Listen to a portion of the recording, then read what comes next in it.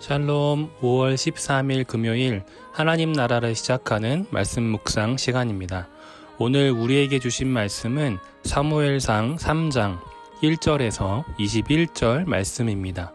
젊은 이누리 김문희 집사님께서 말씀 봉독해 주시겠습니다.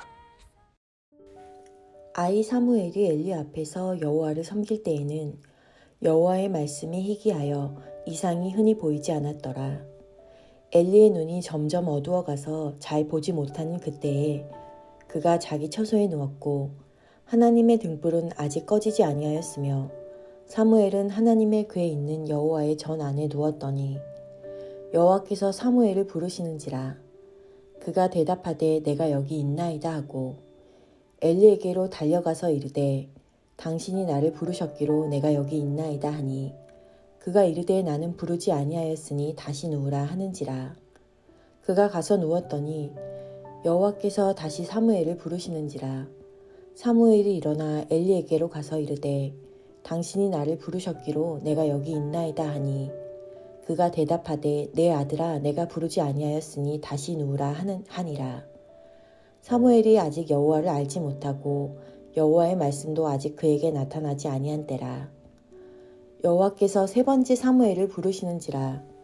그가 일어나 엘리에게로 가서 이르되 당신이 나를 부르셨기로 내가 여기 있나이다 하니 엘리가 여호와께서 이 아이를 부르신 줄을 깨닫고 엘리가 사무엘에게 이르되 가서 누웠다가 그가 너를 부르시거든 내가 말하기를 여호와여 말씀하옵소서 주의 종이 듣겠나이다 하라 하니 이에 사무엘이 가서 자기 처소에 누우니라.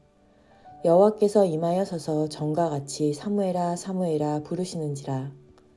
사무엘이 이르되 말씀하옵소서 주의 종이 듣겠나이다 하니 여호와께서 사무엘에게 이르시되 보라 내가 이스라엘 중에 한 일을 행하리니 그것을 듣는 자마다 두 귀가 울리리라. 내가 엘리의 집에 대하여 말한 것을 처음부터 끝까지 그날에 그에게 다 이루리라. 내가 그의 집을 영원토록 심판하겠다고 그에게 말한 것은 그가 아는 죄악 때문이니 이는 그가 자기 아들들이 저주를 자청하되 금하지 아니하였음이니라. 그러므로 내가 엘리의 집에 대하여 맹세하기를 엘리 집의 죄악은 제물로나 예물로나 영원히 속죄함을 받지 못하리라 하였노라 하셨더라. 사무엘이 아침까지 누웠다가 여호와의 집의 문을 열었으나 그 이상을 엘리에게 알게 하기를 두려워하더니 엘리가 사무엘을 불러 이르되 내 아들 사무엘아 하니 그가 대답하되 내가 여기 있나이다 하니 그가 이르되 내게 무엇을 말씀하셨느냐 청하노니 내게 숨기지 말라. 내게 말씀하신 모든 것을 하나라도 숨기면 하나님이 내게 벌을 내리시고 또 내리시기를 원하노라 하는지라. 사무엘이 그것을 그에게 자세히 말하고 조금도 숨기지 아니하니 그가 이르되 이는 여호와이시니 선하신 대로 하실 것이니라 하니라. 사무엘이 자라매 여호와께서 그와 함께 계셔서 그의 말이 하나도 땅에 떨어지지 않게 하시니 단에서부터 브엘세베까지의 온 이스라엘이 사무엘은 여호와의 선지자로 세우심을 입은 줄을 알았더라. 여호와께서 실로에서 다시 나타나시되 여호와께서 실로에서 여호와의 말씀으로 사무엘에게 자기를 나타내시니라. 사무엘상 3장은 사무엘의 소명장입니다. 사무엘상이 시작하는 시대적 배경은 사사 시대입니다. 사무엘은 마지막 사사로 사울로 이어지는 왕정 시대의 연결고리가 되는 인물입니다. 사무엘상 3장은 이러한 사무엘이 소명을 받는 장면을 담고 있습니다.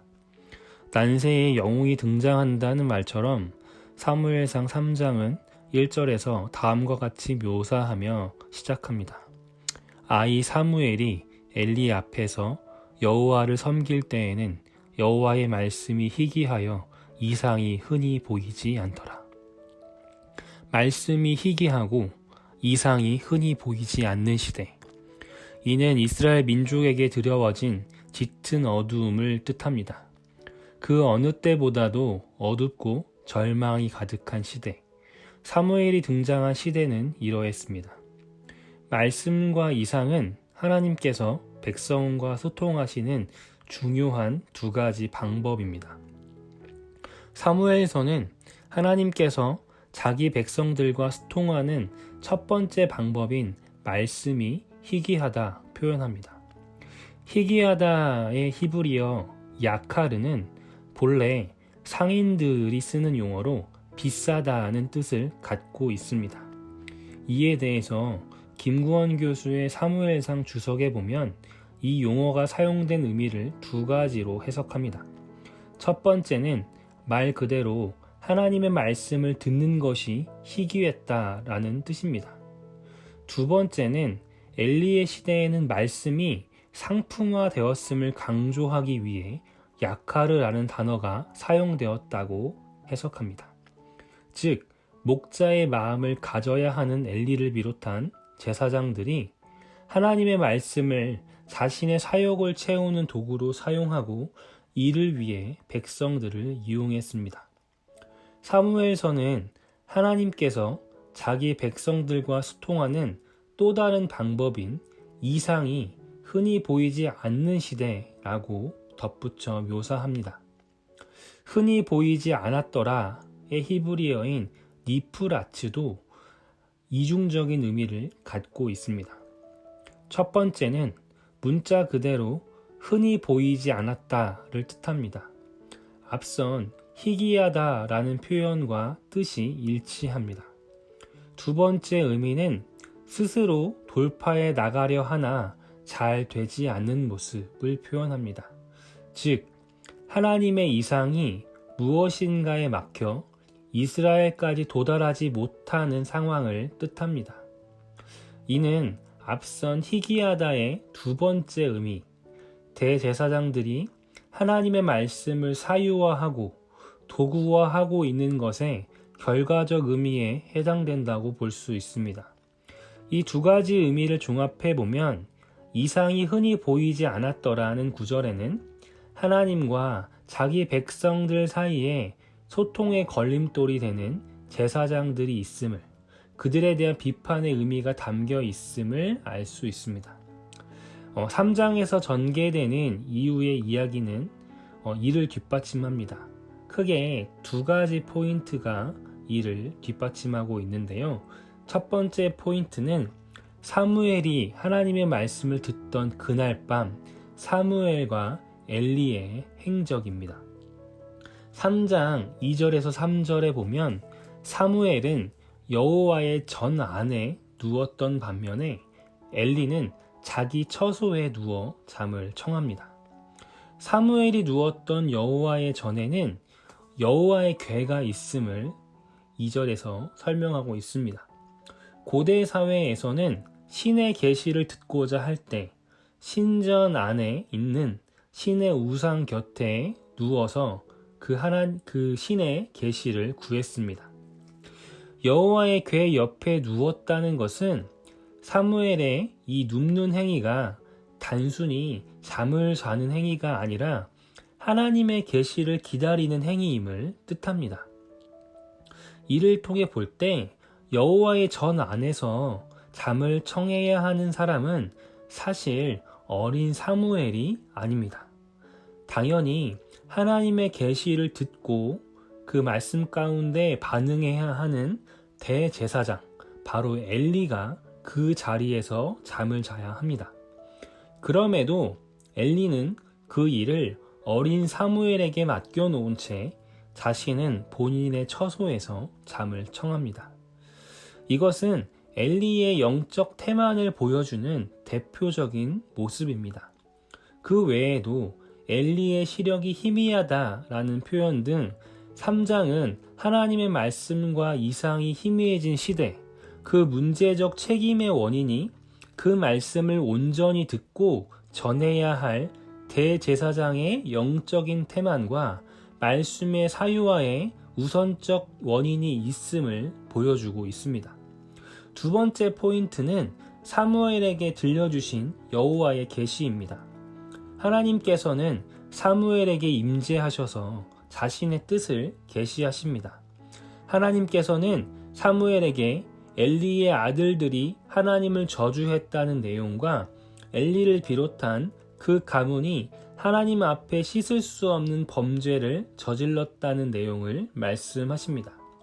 3장에 기록된 이 두 가지의 포인트는 3장의 도입부에서 하나님의 말씀과 이상이 희귀하다와 흔히 보이지 않았더라는 단어의 의미적 해석과 맥을 같이 합니다. 이것을 통해 볼 때 사무엘서 3장은 하나님과 이스라엘 백성들 간의 소통을 방해하는 제사장들을 제거하고 사무엘을 선택하셔서 하나님의 말씀과 이상이 온 이스라엘에 다시금 회복되게 하신다는 것이 이 장의 주된 메시지입니다. 이 말씀을 오늘 우리에게 적용해 본다면 엘리로 대표되는 대제사장은 1차적으로 저를 비롯한 목회자라고 볼 수 있습니다. 1차적으로 하나님의 말씀을 전하는 메신저로서 하나님의 말씀을 더 깊이 연구하고 묵상하는 노력과 그 말씀을 통해 이뤄내길 원하는 삶의 모습을 우선적으로 구현해낼 책임이 저를 비롯한 목회자들에게 있습니다. 엘리와 그의 아들들처럼 영적인 태만, 그로 인해 말씀을 사유화하고 자신의 이익을 위해 도구화하는 모습은 오늘날 목회자들에게서도 아주 쉽게 찾아볼 수 있습니다. 오늘날의 목회자가 그 당시의 대제사장과 같은 지위를 갖거나 목회자가 어떠한 영적인 신분을 뜻하는 것은 절대 아니지만 그럼에도 말씀을 맡은 자로서 매주일 성도들 앞에서 말씀을 전하는 자로서 3장에 기록된 엘리와 그의 아들들이 맡은 책임은 이와 유사합니다.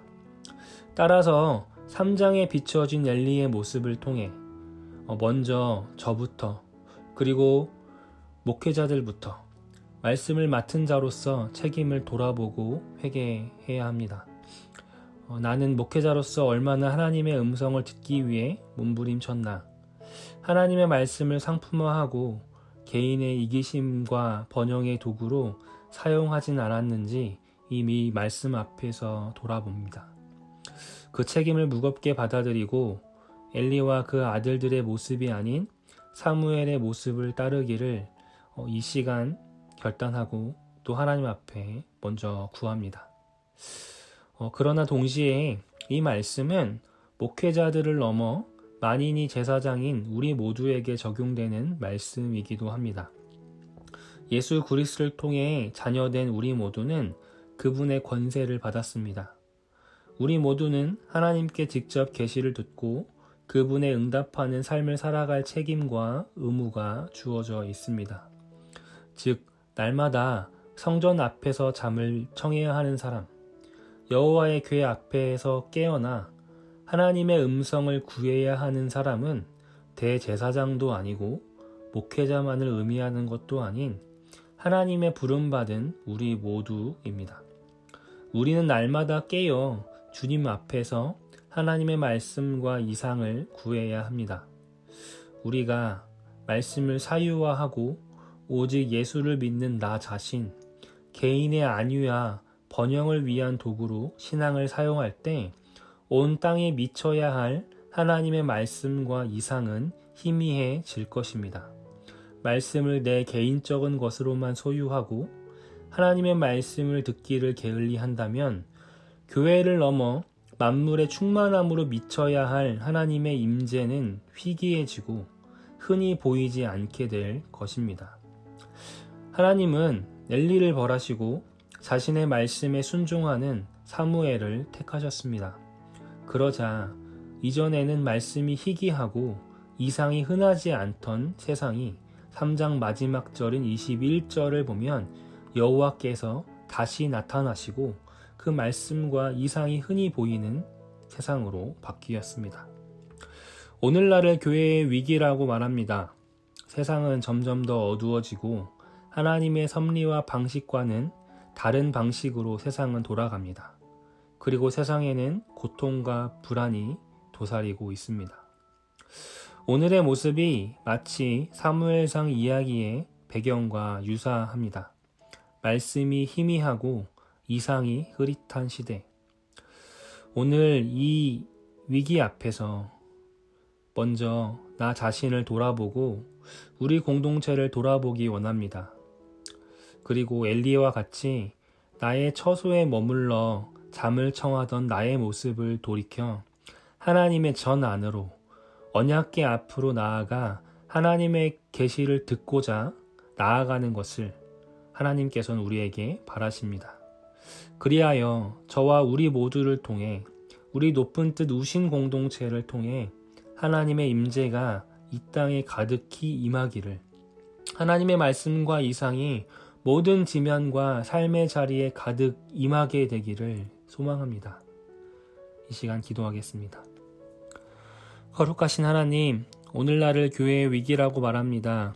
말씀이 희미하고 이상이 흐릿한 시대, 사무엘서의 배경과 오늘 우리의 상황이 유사합니다. 엘리와 그 아들들의 모습과 나의 모습이 유사합니다. 더 이상 말씀을 기대하지 않고 말씀의 능력을 믿지 않으며 말씀을 개인의 번영의 도구로만 여겼습니다. 주님, 이 시간 엘리와 같은 나의 모습을 돌이켜 회개합니다. 이 시간도 사무엘을 부르신 것처럼 주님께 순종하며 주님의 말씀에 응답할 일을 찾고 계신 주님, 이제 제가 그 말씀에 순종하며 나아가겠습니다. 주님의 임재에 응답하며 살겠습니다. 주님, 저에게, 우리에게, 오늘 이 말씀을 묵상하는 모두에게 임재하여 주시고 주님의 음성을 들려주시옵소서. 그 말씀대로 오늘을 살겠습니다. 모든 말씀 예수님의 이름으로 기도드렸습니다. 아멘. 말씀을 마쳤습니다. 오늘도 나를 부르시는 주님의 음성 앞에 사무엘처럼 경청과 순종의 자세로 나아가기를 원합니다. 이 시간 잠시 주님의 말씀을 잠잠히 묵상하겠습니다.